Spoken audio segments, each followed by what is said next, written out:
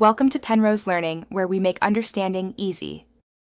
You begin by confirming the Acer model and Windows edition so drivers match. This avoids mismatch errors.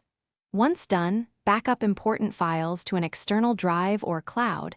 Make sure the battery is at least 50% or keep the charger connected. Next, connect to a stable Wi-Fi network. This prevents interrupted downloads.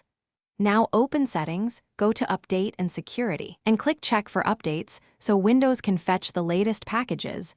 This starts the real process. You'll see available updates listed.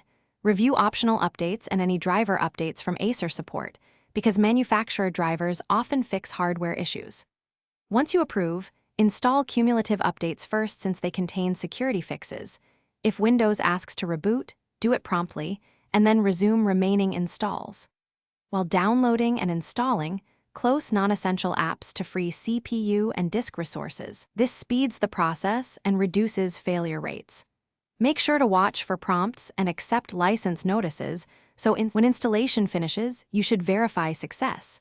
Check update history and create a restore point with the current system state so you can roll back if needed. If a device acts up, open Device Manager, identify the problematic driver, and reinstall or roll it back. This often resolves post-update issues. If updates fail, run the Windows Update Troubleshooter, follow its recommendations, and retry.